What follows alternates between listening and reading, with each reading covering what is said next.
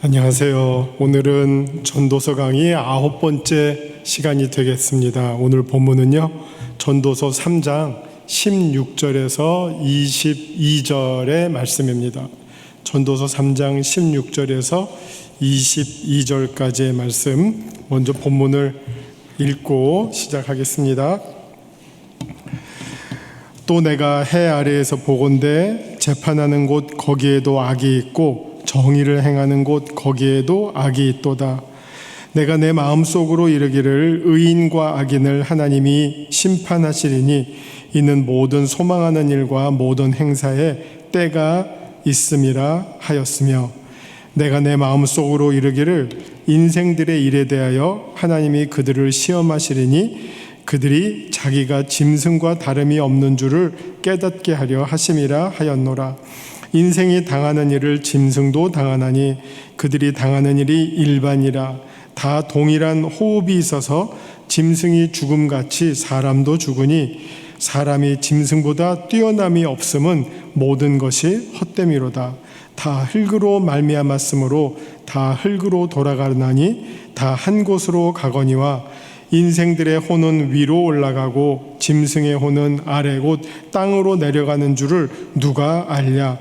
그러므로 나는 사람이 자기 일에 즐거워하는 것보다 더 나은 것이 없음을 보았나니 이는 그것이 그의 몫이기 때문이라. 그 뒤에 일어날 일이 무엇인지를 보게 하려고 그를 도로 데리고 올 자가 누구이랴. 아멘. 네, 전도서 늘 그런 분위기의 말씀이 오늘도 진행이 되고 있습니다. 16절부터 한번 보시면요, 또 내가 해 아래에서 보건대, 해 아래라고 하는 거는 그냥 쉽게 말하면 이 세상을 가리키는 전도서의 아주 독특한 표현이죠. 이 세상의 모든 것들이 다 해 아래에 있잖아요. 그러니까 해 아래에서 벌어지는 일은 곧 이 세상에서 일어나는 일들을 내가 한번 보았더니 이거 다음과 같은 일들이 이 세상에서 벌어진다는 거죠. 그게 뭐냐면은 재판하는 곳 거기에도 악이 있고 정의를 행하는 곳 거기에도 악이 있도다. 이거를 오늘 말로 바꾸면 어디가 되겠습니까? 재판하는 곳 거기, 사법부예요. 사법부, 재판하는 곳을 우리가 사법부라 그러죠. 그 다음에 정의를 행하는 곳 거기는 어딜까요? 행정부예요. 그러니까 요즘 우리식으로 말하면 법을 판단하고 또 법을 집행하고 하는 이 곳들을 보아하니 거기에도 악이 있도다 하는 겁니다. 성경에서의 이 세상을 말하고 인생을 말하는 아주 중요한 원리는 사람은 혼자 사는 존재가 아니에요. 만약 우리가 혼자 산다면 소위 악의 문제, 죄의 문제 이런 게 별로 심각하지 않을 겁니다. 여러분, 혼자 사는데 도둑질이 어디 있어요? 혼자 사는데 거짓말이 어디 있어요? 혼자 사는데 무슨 상해죄가 어디 있고 사기가 어디 있어요? 이게 이런 우리가 살면서 벌어지는 모든 이 죄와 혹은 악의 문제는 우리가 혼자가 아니라 함께 살기 때문이에요. 자, 우리가 함께 사는데 그 함께 살아가고 있는 모든 각 사람의 마음 속에는 다 어떤 생각이 있냐면요, 우리가 다 죄인이기 때문에 자기 중심적으로 생각해요. 자기 중심적. 우리가 흔히 하는 말 있잖아요. 내가 하면 로맨스고 남이 하면 불륜이라고. 이 세상의 모든 것들이 다 인간은 자기에게는 너그럽고 남에게는 강팍한 게 이게 인지상정이에요. 그런데 그런 사람들이 다 살다 보면 이 세상이 어떤 세상입니까? 이루 말할 수 없죠. 모든 저마다의 사람들이 자기의 이익을 위해서 산다면 그 다음에는 어떤 일이 벌어지겠어요? 자기의 이익을 얻기 위해서 상대방을 피해를 주든지 누르든지 속이든지 해서 내 이익을 매일매일 확보할 뿐만 아니라 극대화해 나가는 게 우리들의 마음이란 말이죠. 자, 모든 사람이 그러면 이 세상은 딱 하나의 법칙밖에 없죠. 힘 있는 자가 강한 자만 살겠죠. 약한 자들은 매일 밥 역할만 해주겠죠. 먹이 역할만 해주겠죠. 그거를 막기 위해서 무엇이 필요하냐? 법이 필요한 거예요. 법. 그리고 그 법은 기초가 정의예요. 그러니까 공평함이에요. 힘 있는 자가 지 맘대로 하지 못하고 모든 사람들이 다 어떻게 보면 최소한 평등하고 공평하고 억울한 일이 없게끔 살도록 질서를 세워야 되겠는데 그게 법이란 말이에요. 그래서 그 법에서는 언제나 그 법의 원칙은 정의에 따라서 판단하고 결정이 되고 집행이 돼야 된다는 것이 지금 16절 말씀이에요. 근데 사실 이 인생이 우리가 흔히 이런 말 하죠. 법과 제도보다 뭐가 더 중요하다 그럽니까? 그것을 운용하는 사람이 더 중요하다. 대부분 이 세상의 법들은 하나도 흠이 한 문제가 있는 법은 없지는 않지만 아주 적어요. 대부분의 법은 다 그럴듯해요. 완전한 것 같아요. 제대로 돼 있어요. 법이 잘못됐다는 경우는 한 100 가운데 두세 건 정도만 좀 잘못한 거지 나머지 대부분의 법들은 다 옳아요. 법 자체는 문제가 없는데 문제는 그 법을 가지고 판단을 하고 집행을 하는 사람들이 법대로 하지 않고 힘에 따라 하든지 이익에 따라 하든지 자기 중심으로 하든지 아니면 자기랑 가까운 사람 중심으로 하든지 자기에게 뇌물을 주는 사람의 마음대로 해주든지 이게 문제라는 거죠. 사람이 문제라는 거예요. 지금 16절에서 보고 있는 내용이 그거예요. 내가 해 아래에서 보건대 재판하는 곳 거기에도 악이 있고 정의를 행하는 곳 거기에도 악이 있도다. 그래서 우리 재판하는데 이거는 정말 동서양이나 만고 불변의 법칙이 있는데 유전 무죄, 무전 유죄 다 들어보셨죠? 유전 돈이 있으면 무죄고요. 무전 유죄예요. 돈이 없으면 유죄예요. 이 말은 제가 이런 말 해도 될지 모르겠어요. 우리나라 제일 큰 그 변호사 회사 로펌 거기에 가면 일단은 수임료가 딴 데보다 엄청 비싸요. 딴 사람은 제일 대부분 변호사 수임료가 그냥 기본이 500이거든요. 500에 부가세 붙이면 550이에요. 그게 소위 제일 싸게 해준다는 그냥 싼 거의 공정가인데 김앤장 이렇게 성경 공부의 특정 회사 이름을 말해도 될지 모르겠지만 가면 일단 기본이 몇 천이에요. 몇 천만 원. 그런데도 사람들이 글로 가는 거는요. 예를 들면 이런 거. 거기 가면 10년 징역할 게 5년으로 줄이고요. 죄를 없다고 하기는 조금 10년 걸릴 거를 없다고 하기는 어렵겠죠. 10년 갈 거 5년, 5년 갈 거 3년, 2년 갈 거 집행유예 이런 말 아시죠? 집행유예, 집행유예 할 거 무죄. 훨씬 줄일 수가 있어요. 이거는 공정 우리나라에서 공정 가격이에요. 그래서 다 재판할 일 있으면 큰 로펌을 찾아가죠. 이게 사법부의 상식이라고 하는 거죠. 행정부도 마찬가지죠. 전보다는 뇌물이 없어졌다고 하지만 뇌물이 아주 없지는 않아요. 제가 무슨 일 때문에 얘기하니까 공무원 많이 접하는 분들이 아이고 아직도 있어요 막 또 그러더라고요. 이게 사람 사는 데는 어쩔 수가 없어요. 우리 가끔 뉴스 보잖아요. 미국에서 경찰이 그냥 사람을 잡아요. 근데 잡힌 사람이 운전하는 사람을 세워요. 그다음에 너 신분증 내달라 그러고 트집을 잡는데 주로 어떤 경우가 그렇게 되느냐? 흑인들, 인종차별이 있어요. 그리고 우리 선교지 가져요. 무슨 동남아시아 가면 특별히 캄보디아, 라오스 이런 데 가면 선교사들이 밥이에요. 그러니까 그냥 선교사들이 지갑에 $5짜리 이런 거를 여러 개 넣고 다니는데 왜? 그냥 경찰이 잡아요. 잡고 보내주지를 않아요. 이렇게 트집 잡고 저렇게 트집 잡고 뭐 하자는 얘기죠? 그러면 그냥 빨리 주고 가는 게 상책이래요. 이게 인간 세상에서 어디든지 일어나고 있는 그런 문제들이에요. 그걸 지금 전도서 기자가 법을 정하고 판단하고 법을 집행하는 곳 여기저기에 악이 있다고 하는 것이 우리의 현실이고 사실이다. 그거를 말하고 있습니다. 그 다음에 17절 내가 내 마음속으로 이르기를 의인과 악인을 하나님이 심판하시리니 이는 모든 소망하는 일과 모든 행사에 때가 있음이라 하였으며. 자, 우리가 살면서 이런 악을 수시로 경험하고 그 다음에 아마 여러분 기억하실 거예요. 옛날에 그 화성 연쇄살인 있잖아요. 연쇄살인범. 그 다음에 근데 그때 제일 마지막에 잡힌 사람은 뭐 이춘 뭔가 하는 사람은 그 사람이 범인이 아니에요.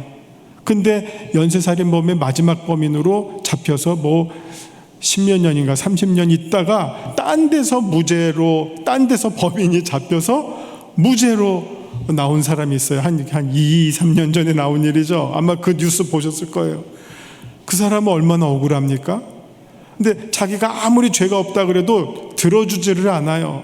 이게 왜 이런 일이 일어났을까? 아마 직장 생활하신 분들은 알 거예요. 막 연쇄살인 일어나니까 뭐 당신은 그게 내무부인가? 내무부나 하여튼 위에서 계속 경찰들을 쪼는 거죠. 빨리 잡아. 뭐 하고 있어? 못 잡으면 막 잘리고 하니까 아무리 해도 잡을 수가 없으니까 마지막에는 해서는 안 될 일을 하죠. 범인을 만드는 일을 해버린 거예요. 그래서 딱 보니까 정말 지 앞가림도 못하고 부실해 보이는 사람이 있어요. 뭐 말도 제대로 못하고. 그러니까 그 사람한테 다 덤탱이 씌워요. 네가 했지. 너 평소에도 뭐 이상한 짓 했잖아 하면서 하다 보니까 뭐 아무리 아니라 그래도 뭐 무슨 말이야 하면서 다 덮어 씌워서 실제로 거의 한 30년인가 뭐 한 10몇 년인가 살았잖아요. 얼마나 억울해요. 그러니까 이게 우리 사회에서 있으면 안 되지만 일어나고 있는 일들 가운데 하나예요. 얼마나 답답하면 이런 일이 있겠어요. 당사자면 어떻게 하겠어요? 뭐 최근에도 가끔 무슨 그런 재판의 억울한 일들로 인해서 뉴스에 나오는 사건들이 있어요. 뭐 몇십 년 만에 무죄가 되었다. 뭐 이런 얘기들 나오잖아요. 그게 당사자면 여러분 얼마나 기가 막히겠어요. 뭐 또 민사 사건 같은 경우에 내가 지면 내가 그냥 엄청난 또 재산상의 손해를 보고 그거를 그냥 억울하면 어떻게 합니까? 그래서 자살하잖아요. 그냥 억울해서 하소연할 길이 없고 뭐 계란으로 바위치기니까 하다 안 되면 그냥 죽잖아요. 뭐 정말 이 불의한 세상, 더러운 세상하고 죽어버리잖아요. 이런 일들이 많이 있습니다. 그럴 때 이 성경이 이게 뭐 궁극적인 그 위로라고 해야 될까요? 그걸로 주시는 말씀은 이 세상에 우리가 살면서 이런 어떤 송사에 걸릴 때 재판을 받지만 그게 공정하지 않은 경우도 있지만 그러나 궁극적으로 우리의 인생 마지막에 뭐가 있죠? 최후의 심판이 있다는 거죠. 우리가 다 이 세상을 떠나서 천국 가기 전에 하나님의 심판대 앞에 서게 될 것이다. 그때는 의로우신 재판장이 누구시냐? 우리 하나님이시고 또 우리를 변호해 주시는 분이 누구시냐?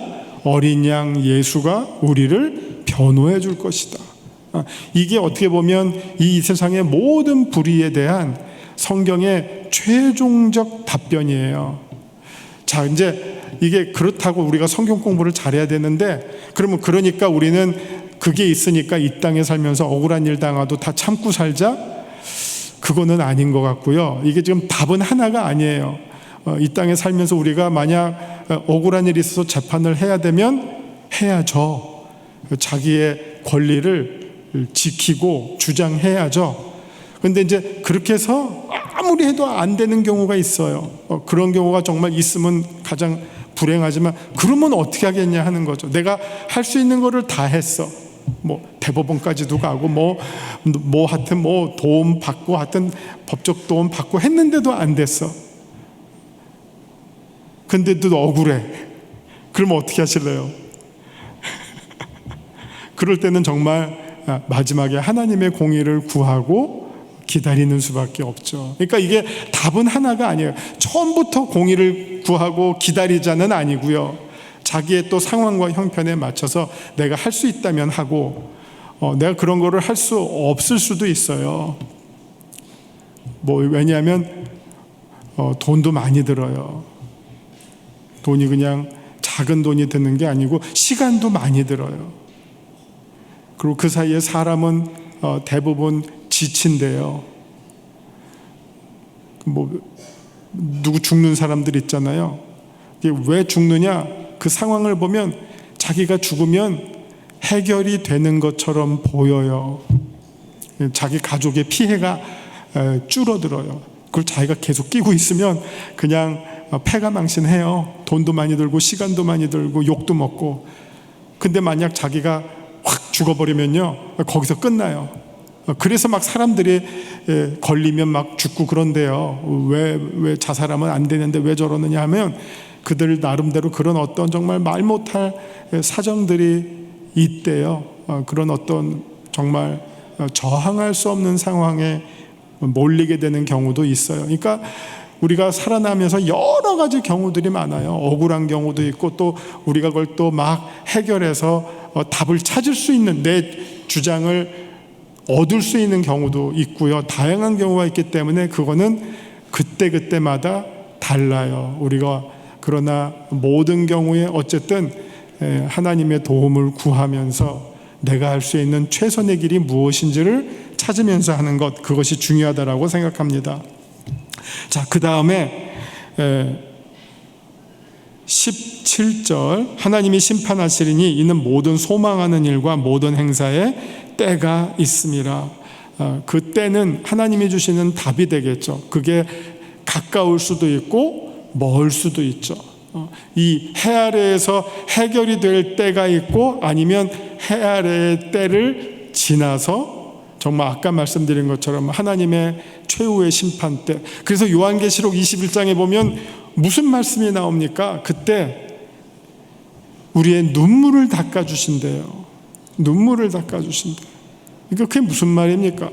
하나님의 우리의 억울함을 그때는 풀어주신다는 거죠. 그게 어떻게 보면 우리가 누릴 수 있는 제일 마지막 때가 되겠죠. 그때는 분명히 있어요. 그러나 그 전에 만약 우리가 그런 때를 누릴 수 있는 기회가 있다면 다행인 것이고 또 그것을 우리가 누리도록 해야 되겠죠. 그러나 그때는 우리가 정할 수가 없어요. 어느 때가 될지 모르겠지만 그러나 우리가 그 때를 소망 중에 기다리면서 하나님의 공의가 나타나기를 기도하는 수밖에 없습니다. 자, 18절 내가 내 마음속으로 이르기를 인생들의 일에 대하여 하나님이 그들을 시험하시리니 그들이 자기가 짐승과 다름이 없는 줄을 깨닫게 하려 하심이라 하였노라. 자, 이 세상이 이렇게 악이 정의에 따라서 집행이 되는 것이 아니라 이 불의의 대로 집행이 되고 거기에 대해서 내가 할 수 있는 일이 별로 없는 경우가 있어요. 그러면 나라는 존재가 참 별거 아니구나. 이게 어떻게 자괴감이 들 뿐만 아니라 완전히 절망하겠죠. 그렇게 볼 때 인간이라고 하는 존재가 짐승과 다를 게 무엇이냐? 다 허망한 존재가 아니냐? 우리 성경에서 특별히 구약에서 인간을 설명하는 구약도 마찬가지고 신약도 마찬가지고 인간을 설명하는 몇 개의 단어가 있는데 그 각각의 단어가 인간을 그리는 그 차원이 다 달라요. 지금 여기서 허망한 인간을 말할 때는 바사르라고 하는 단어를 써요. 그거는 이제 정말 이렇게 쉽게 무너지는, 여러분 그 생명을 볼 때 누구 돌아가신 분 얘기 들을 때 어떤 사람은 그냥 허망하게 죽는 수 있잖아요. 그냥 젊었는데 잠자다 죽으셨다. 아니면 뭐 운동하다가 그냥 쉽게 갔다. 근데 어떤 사람은 또 몇 년을 병상에 있어도 안 돌아가셔요. 이게 인생이에요. 인간의 생명이에요. 뭐라고 말할 수가 없어요. 그러니까 이 인간을 보면서 허망하게 갈 수 있는 인간을 말할 때는 바사르라는 말을 쓰고, 그러나 이제 뒤에 볼 때 인간이 죽으면 그 혼은 하늘로 가고 짐승은 땅으로 갈다 했을 때 그 인간은 이때는 루아흐라고 하는, 인간은 마치 초월적인 존재다, 영과 같은 존재다 할 때는 루아흐라고 하는 또 다른 단어를 써요. 전번에 여러분 그 인간을 네페시라고 하는 단어를 쓴다는 말을 기억하셔요? 설교할 때 네페시, 인간은 그 네페시라는 단어는 목구멍, 그래서 인간은 갈망하는 존재다 할 때는 네페시를 썼어요. 그런데 허망한 존재는 바사르, 초월적 존재는 루아흐. 인간은 사실은 다양하잖아요. 사람이라고 하는 존재가 얼마나 다양해요. 그냥 허망할 때는 짐승과 같고, 그러나 또 뭔가 초월적인 분위기를 줄 때는 마치 신과 같은 존재, 신은 아니지만 신과 같은 존재, 이렇게 인간에 대한 스펙트럼이 다양한데 성경은 그거를 하나하나 다 그 상황에 맞춰서 설명하고 있습니다. 자, 여기에서도 정말 인간이 짐승과 다를 바가 하나도 없다. 사실 뭐 이렇게 잘났다라고 폼 잡냐. 하나님께서 숨을 거두어 가시면 그냥 그날 그 순간으로 끝날 존재다. 무너지고 말 존재인데 뭘 잘났다고 그렇게 힘주느냐. 네가 이 악의 문제를 해결할 수 있어? 어떻게 보면 더 큰 힘 앞에서 할 수 없잖아. 인간이 그런 존재야. 그러니 인간, 특별히 인간에 대해서 힘주고 목에 힘주고 교만할 이유가 없다, 그 얘기입니다. 19절, 인생이 당하는 일을 짐승도 당하나니 그들이 당하는 일이 일반이라. 짐승도 얼마 살다가 제한된 삶을 살다가 죽는 것처럼, 여러분 짐승 보면 인간보다 대부분 짧게 살지만 인간보다 더 오래 사는 짐승들도 있어요. 거북이도 오래 산다 그러고 학도 오래 산다 그러고 얼마나 더 오래 사는 짐승들도 있어요. 그러니까 사실 인생을 70, 80, 90, 100 이렇게 말하면서 오래 산다라고 폼 잡을 것도 없고, 그 생명조차도 하나님께서 거두시면 한순간이라고 하는 겁니다. 그런 면에서 짐승과 다를 바가 없이 그러니까 허망한 존재일 뿐이다 하는 내용이고요. 20절은 그것을 다시, 우리가 지난주에도 얘기했지만 이 전도서에서 이 기저에 쫙 흐르고 있는 신학이 무슨 신학이라고 말씀드렸죠? 창조신학이라고 말씀드렸어요. 그래서 창조신학의 그 인간의 첫 창조의 장면을 어떻게 보면 이제 리마인드 시켜주죠. 인간이 어떻게 만들어졌냐? 흙으로 지어졌어. 그런 것처럼 인간이 숨이 멈추면 다시 흙으로 돌아갈 존재야. 흙은 다른 말로 말하면 먼지라고도 말할 수 있어요. 먼지와 같은 존재야. 근데 그 먼지가 귀한 것은 두 가지가 있죠. 하나님께서 거기에 생명을 불어넣어 주셨기 때문이고, 또 하나는 그런 흙으로 지어진 존재에 하나님께서 하나님의 형상에 따라 지어주셨다는 것. 이 두 가지가 인간의 어떻게 보면 고유함과 인간의 다른 짐승과의 차별성을 나타내지, 그것 빼면 사실 인간이라는 존재는 짐승과 같은 그런 하찮은 존재일 뿐이다, 그런 말입니다. 자, 21절, 그래서 인생들의 혼은 위로 올라가고 짐승의 혼은 아래고 땅으로 내려가는 줄을 누가 알랴. 다 흙으로 돌아가지만, 그러나 인간에게는 그 흙으로 돌아가서 끝이 아니라 마지막에 인간의 궁극적 운명은 어디로 이어진다고요? 하나님께로 돌아간다. 그게 짐승과의 차이점이다. 그러니까 우리의 아까 말씀드렸던, 우리가 인생에 살아가면서 수많은 눈물과 한숨을 누가 씻어주신다고요? 하나님께서 우리의 한숨을 씻어주시고 눈물을 닦아주시고 우리의 궁극적인 위로자가 되어주신다. 우리 하나님의 이름 가운데 특별히 성령 하나님의 이름은 무엇입니까? 파라클레토스, 옆에서 우리를 위로해 주시는 분. 하나님의 중요한 그 사역 가운데 하나는 우리를 위로해 주시는 분이에요. 그 하나님에 대해서 지금 이 악의 문제, 억울함의 문제, 불의의 문제를 쭉 일관해 나가면서 마지막에는 우리를 위로해 주시는 하나님으로 소개해 주고 있습니다. 자, 그러니까 22절, 이게 또 우리 전도서에서 나오는 매번의 결론들 가운데 하나입니다. 그러므로 나는 사람이 어떻게 사는 게 지혜롭게 사는 것인가? 자, 살다 보면 억울한 일이 있어. 복창 터지는 일이 있어. 그 억울함을 해결 못할 수도 있어. 그러면 그 가운데 어떻게 사는 것이 지혜롭고 행복하게 사는 것이냐? 막 그거 생각해가지고 막 거기에 골몰해가지고선 딴 일 아무것도 못하고 그냥 그거 해결하기까지는 아무것도 못한다. 막 그렇게 하지 말고 뭐라고 이야기합니까? 자기 일에 즐거워하는 것보다 더 나은 것이 없음을 보았다. 여러분, 살면서 인생에서 수많은 즐거워할 수 없는 일들이 많이 있어요. 그거 보면 인생은 맨날 원망하고 그냥 한탄하고 절규할 수밖에 없죠. 그러나 그 가운데 하나님께서 간간히 감사할 수 있는 일들, 즐거워할 수 있는 일들을 하나님께서 또 펼쳐주시죠. 그래서 그런 것들을 보면서 우리가 하나님께서 우리에게 주신 인생을 정말 즐거워하는 삶. 그래서 지난주에 하나 또 우리 반복했죠. 카르페 디엠.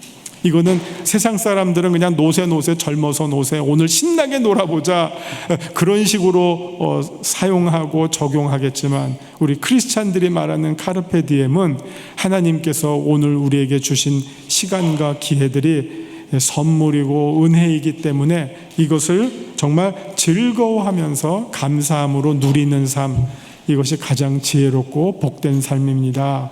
이 말씀을 전도서에서 계속 우리들에게 전해주고 있다는 말씀입니다.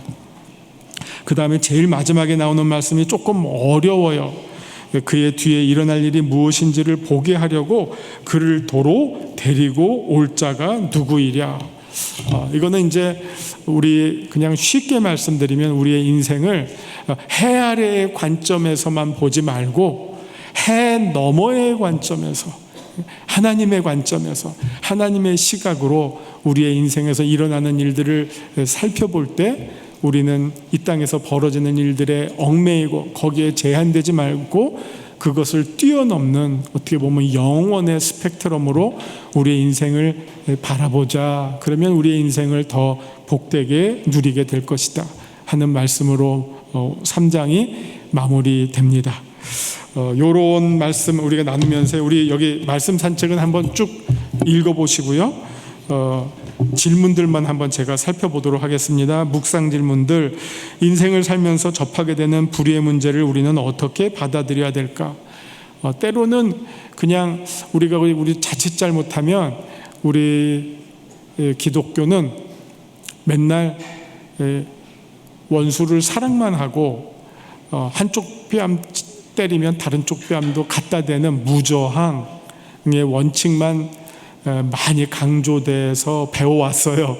그래서 많은 분들이 또 그렇게 해야지만 그게 성경대로 사는 것이라고 생각할 수가 있어요.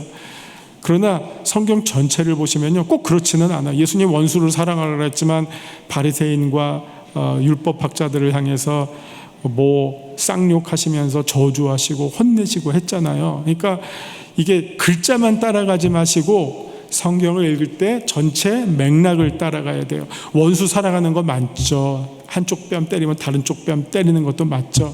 그러나 우리가 살면서 또 부당하고 억울한 일, 특별히 나에게 억울한 일, 아니면 나의 이웃에게 억울한 일이 있다면 또 그 불의에 어떻게 보면 저항도 해야죠. 하나님의 공의가 이루어지도록 우리가 할 수 있는 것은 또 하는 것이 마땅하죠. 우리가 성경 전체를 봐야죠. 하나님은 또 공의가 집행되기를 원하시고 또 하나님의 뜻이 이루어지기를 원하시기 때문에 하나님의 뜻은 다양해요. 그 상황마다 다 달라요. 어떨 때는 참을 때가, 우리 전도서에 때가 얼마나 많아요. 참을 때도 있고 싸울 때도 있어요. 적국이 쳐들어왔는데 그냥 날 잡아 잡수 이럴 거예요? 막아야죠. 그러니까 그거를 잘 적용 못하는 사람들이 여호와 증인이에요. 너무 한 구절에 빠져가지고 그게 다다. 무저항, 전쟁 안 하는 거는 하나님의 원칙이지만 또 때와 장소가 있죠.